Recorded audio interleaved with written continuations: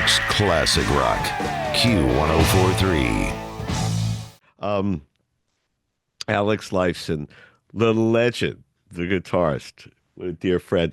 Alex, I've been doing this over 40 years, and this is the first time I get to talk to you. For whatever reasons, our path never crossed. I want you to know it's a thrill and an honor to finally chat. Thank you. That's very kind. Thank you. God, I mean, you know the legend of what you built. There's nothing to talk about. So, envy of none, where you start with this band, and I have no reason to blow smoke after all these years. Stygian Waves, oh my God, mind blowing. This is like my favorite song right now. Since you sent it to me, since the record company sent it, I've been blasting it. It is spectacular. What a wonderful piece of work. Congratulations. Oh, thank you so much. I really, really appreciate that. Thank you. It's not, for everybody listening, it's not Rush, but it's the idea of what we love about Rush. It's creative, it's prog, it's music, it's everything in the world that we grew up on, why we love this music. The album coming out March 28th. That's correct. Yeah. Yeah. A week away. Okay, so A, this is wonderful. B, you said you're not really going to tour, maybe some dates here and there. You're not going to do this.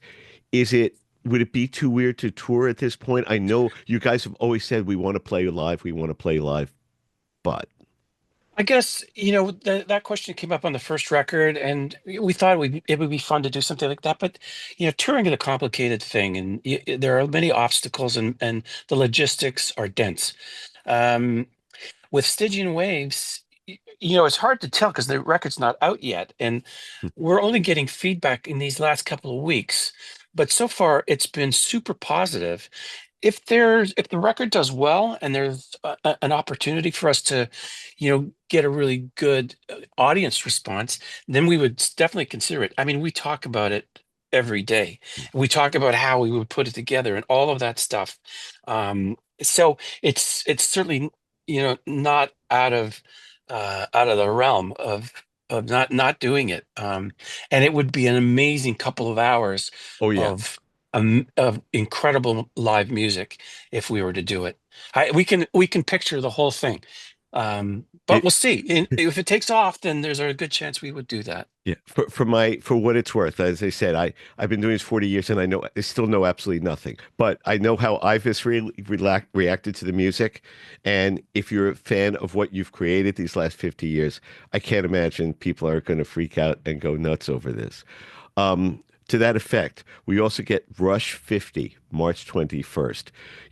I mean, I'm behind you. I'm 40 something years, but I don't keep track of dates and things like that. I'm not one of those, the audience tells Yeah. me. But when you stop and look back, this mountain you climbed, Alex, 50 years of Rush. Well, 50 years ago, I would never have expected 50 years later we'd be talking about, Rush's career. When we got our recording deal in the States, it was in 1974. It was a five record deal. We figured, oh my God, we've got about 5 years we can tour. This is amazing. And that was kind of the longevity of most rock bands at the time.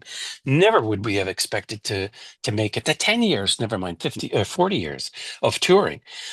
So this retrospective of this 50-year compilation is really kind of cool because there's stuff in it that I didn't even know we had. Really?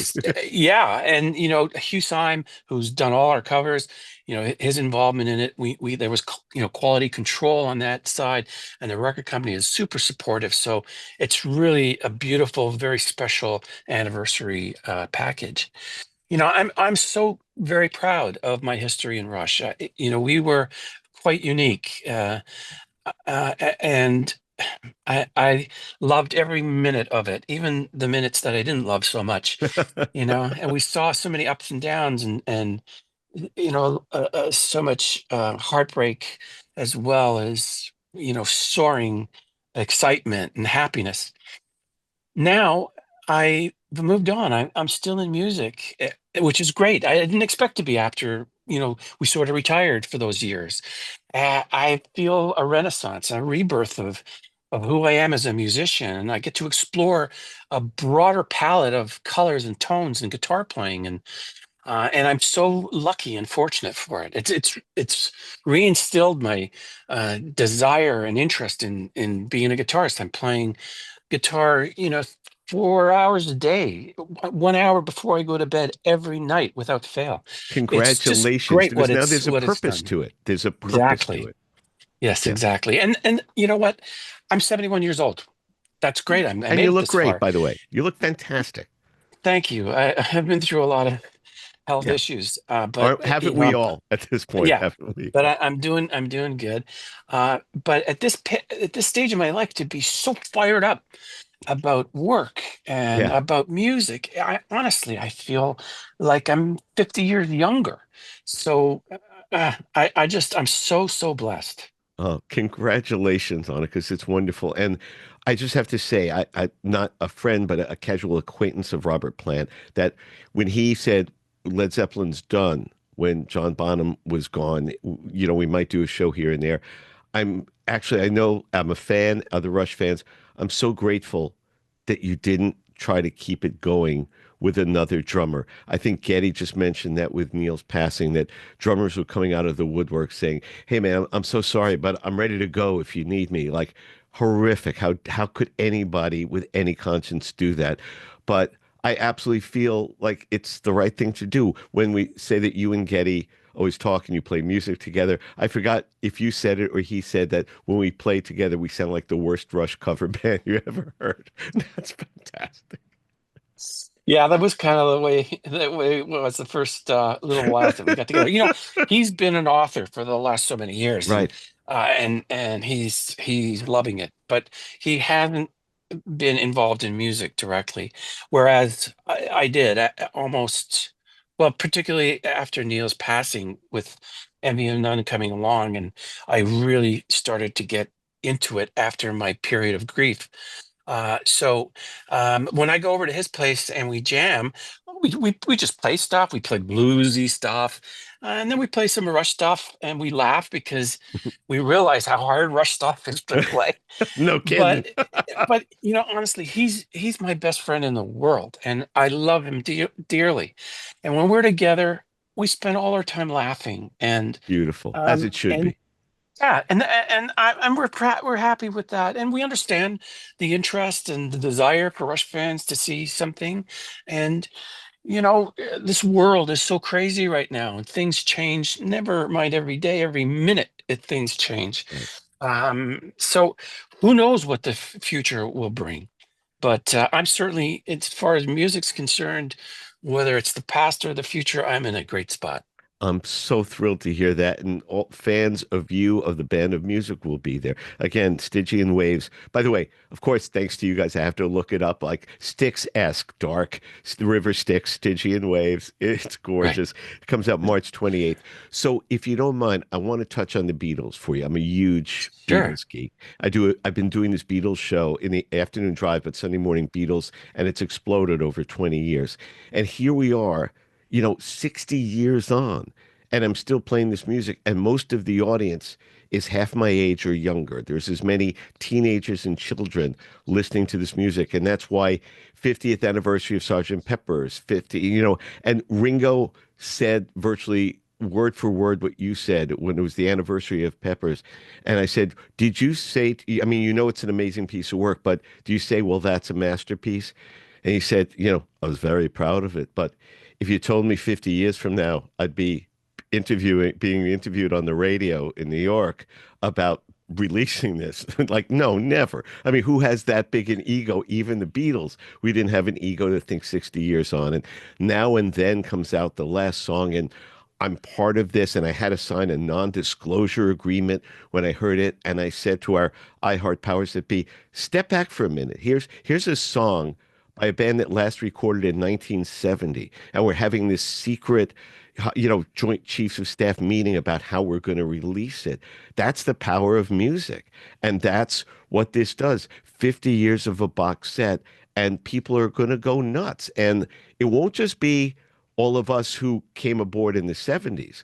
I promise you that most of these people weren't born yet when you guys were playing in the early days. These are new fans. Yeah, that's very true. And we see that, in it's kind of the mail that we get and social media and things like that. People are discovering Rush that are, much of my like my grandchildren's age. I have a 21-year-old grandson, and my 17-year-old grandson has gotten into Rush, and they're all over the place, right? With their music. Not that they listen to anything more than 30 seconds, Right. which is a Right. thing The with time this span whole. of a hummingbird, but that's another discussion. That's But another seriously, discussion. Rock and Roll Hall of Fame and Grammys and all this, there's no better tribute than what we're talking about, that more kids, that they're kids who are listening to your music and being turned on and getting it, like the Beatles. So I have to ask, it's something I've asked every legendary musician who I love. Tell me your first exposure to the Beatles. Tell me what they meant to you. It had to be hearing "She Loves You" on the radio. I was very young, and my sister was older, and she was into rock and roll at the time. I remember watching them on the Ed Sullivan Show, uh, and as I got a little older, I started listening to their records and buying their records. I learned of the genius of George Harrison's guitar playing. He was, I think, a extremely underrated guitar player. Uh, m- the Beatles' music is, it can't be better than it is. It's it's a kind of music that's timeless. Whenever you hear a Beatles song, I mean, now when I listen to a Beatles song, it takes me back, and there's a nostalgic quality about it.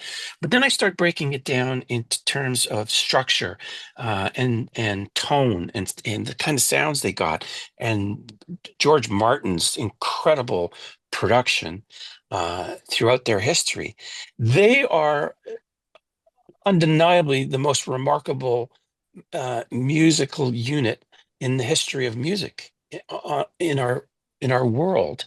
Um, it's beautiful that they are revisited over and over. I had the pleasure of meeting Paul McCartney when we were in London doing the Taylor Hawkins benefit.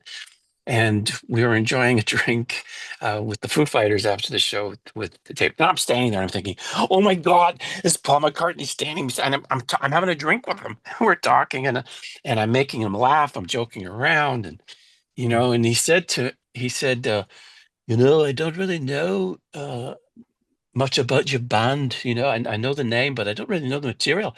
You're quite good, Where are you touring? And I said, no, Getty said, no, we're not. A drummer passed, and we haven't been touring, and Alex is not really interested anymore. And he said, oh no, you should definitely be touring. And I said, oh, in that case, how about if you manage us? And he laughed and he said, "Oh, all right, you've got a deal. I'll do it." And then I made a mistake. Then I said, "Well, and in that case, why don't you be our caterer as well?" And I immediately regretted it because he's vegan. But he That laughed. He said, brilliant line. "Oh, okay, I got it. I'll be your manager and your caterer. It's a But deal." but that's because that's Paul. I mean, when Taylor Hawkins died and Dave Grohl told the story on the air, said he called him immediately and he went, "You have to go on tour. You cannot stop. You can't," because that's been his experience. It's that the British mindset of you soldier on you go. That keep calm and carry on. And Yeah, that's very ingrained, especially those post-war babies. You know, Paul has been playing. He just plays a bunch of club shows. Last month here in New York, played the Bowery Ballroom, 300 people. I'm there like I'm in the Cavern Club, freaking out at this point. And he sounds perfect. The band's hot. Why did he do it? And Brian said he was in New York for Saturday Night Live and just called us and said, "Hey, let's do some shows." Because that's what he does. He was born to do that. As he said to Grohl, you have to keep the, well, I don't, he's my best friend. Right. And you keep going because it's your band. So it's inconceivable to him that it can stop if you have something because that's his world. You that's wake up it. in the morning, you write a song, you play it, you put the band together, you go. It's, Yeah. and thank God, like you said, of what we have. I could draw a straight line from Tomorrow Never Knows and Sergeant Peppers, whatever you want to say, right to 2112, right to anything you guys have done. It's such a clear sort of ladder of how the music went. One of my favorite lines, Little Steven is a dear friend, and he co-hosts, we do a live breakfast with the Beatles for their birthdays and things when he's not on tour. And as he said, on it was February 8th, 1964, there were probably 200 rock bands in America. On February 10th, after the Beatles played Ed Sullivan, you couldn't find a tambourine from Maine to Southern California. Every music store, everybody went for what I have or you have in the background going, I don't know how to play it, but give me one of those. I have to have Yeah. a guitar. Yeah. Yeah. What an incredible influence, eh? Oh, Alex, what a joy to finally talk to you. I'm thrilled that we finally got to connect for a few minutes. Thank you so much for your time. The new album by Envy of None, great band name, by the way, that you can't do better than that. Envy of None, the new album, Stygian Waves, out March 28th. Rush 50th, with songs that Alex even forgot on it, literally everything, out March 21st. And if you want to have any clear definition of the difference between Alex Lifeson and Ken Dashow, here are my two guitars in the home studio. That's his back wall, just to be clear. That's my job. Uh, Thank you so much, Ken. I really enjoyed it. Thank you. This was a joy. Be well, my friend. All the best. You too. See ya. Bye. New York's classic rock, Q1043.